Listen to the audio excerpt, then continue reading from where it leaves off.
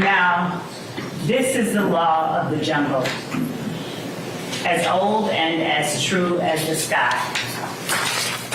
And the wolf that shall keep it may prosper, but the wolf that shall break it must die.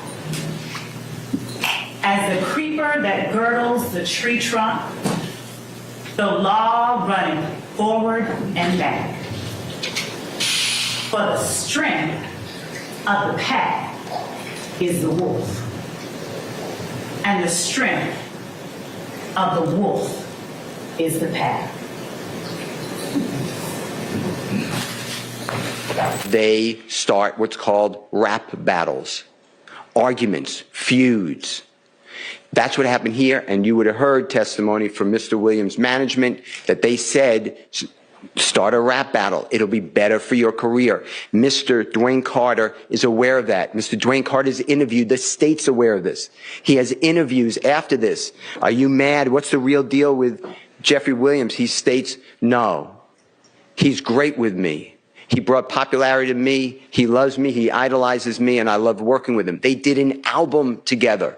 In 2014, they're in the studio together, making music together. It is all made up that Mr. Williams is involved. Like a big part of this was the fact that lyrics were used as evidence, you know, like to show that in front of a jury and it's nationally televised, I thought was crazy to me. Because I'm like, okay, how does this work with the First Amendment? Right? Yeah. You know, and their theory is that it was very descriptive of some of these crimes.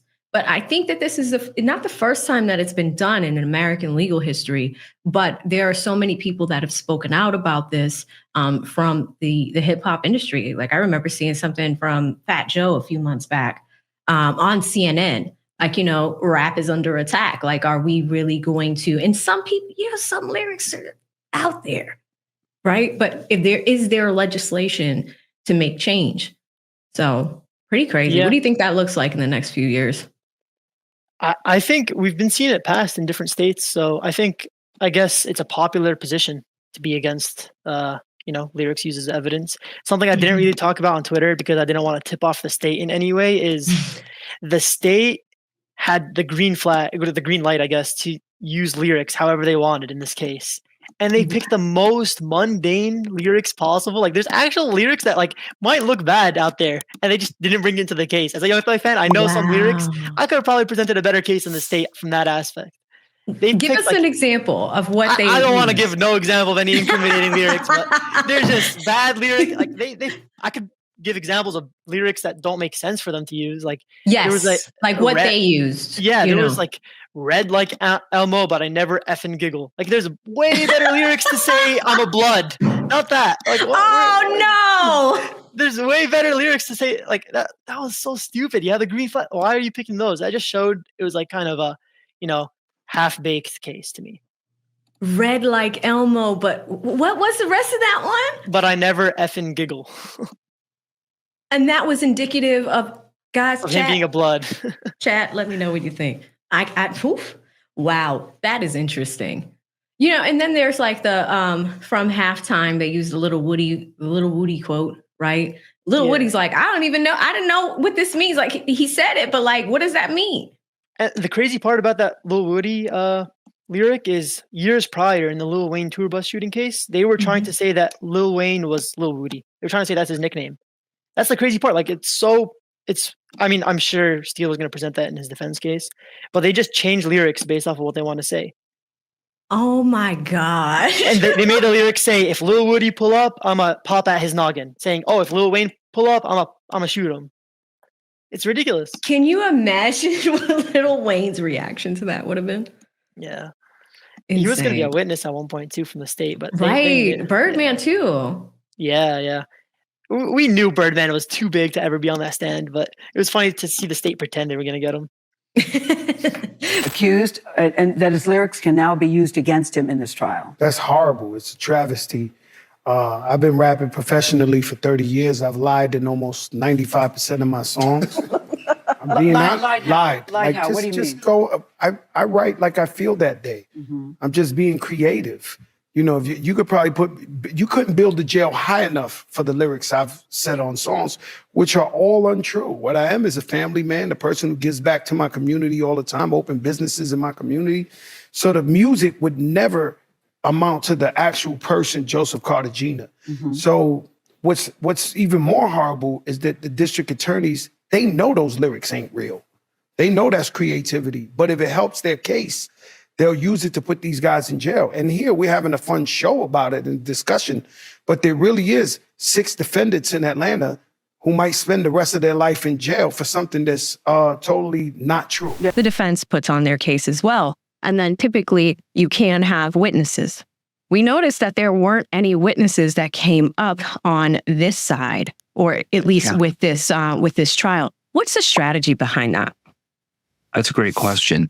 You know, I don't think most of the public who are not avid trial watchers, I'm sure most of your people are avid trial watchers, but most of the public don't appreciate that the defense, for the most part, we put in our case through cross-examining the state's witness. You know, in this case, it was 100% of our case. But so we had witnesses. I had plenty of witnesses that I was prepared to call. For example, I had Kenya Morton that I was prepared to call Bushi, who is the one that was on that phone call. She was the one at the gas station. She was Mr. Kendrick's alibi witness. So I was prepared to call her. We had lyric experts we were prepared to call. We had individuals from the label that we were prepared to call. We had Killer Mike. I mean, we had a lot of witnesses that we were prepared to call. But when the state got to the end, when they were going through Investigator Viverito, you know, we had Metz and I had to independently make this decision, but we came to the same conclusion, which was we don't really need any witnesses. And I really wanted to put our lyrics expert on. I really did. And I was trying to convince myself that we needed him. And then the more I thought about it, the more it was, I mean, everyone knows how passionate I feel about the use of lyrics. And I kind of realized, I wanted the lyrics expert more for me and that movement than I needed him for Diamante. And that the power that I would get by being able to stand up in court in front of the jury and say, Your Honor, we see no need to call witnesses at this point. To get that statement was more powerful than anything I would have gotten from the lyrics expert that would have helped Diamante. So I made that decision. And I guess Max came to a similar conclusion. Yeah, that was super bold because I think either way you can't go wrong. Like we've, and thank you so much for being an advocate for the RAP Act. You know, actually pulled that and it was going to go through it with them so they could see the history behind the legislation, but also why it is so important in federal cases. Well, and I'm not blaming this on the jury. The state made lyrics part of the issue in this case. And I guess a big part of me was disappointed that they wanted to hear those lyrics because my position has always been that those lyrics have nothing to do with this case. They should never have been brought in. We need to get Congress to pass the RAP Act so that there's a higher standard for bringing in that evidence. Georgia really needs to introduce its own version of the RAP Act if Congress is not going to act.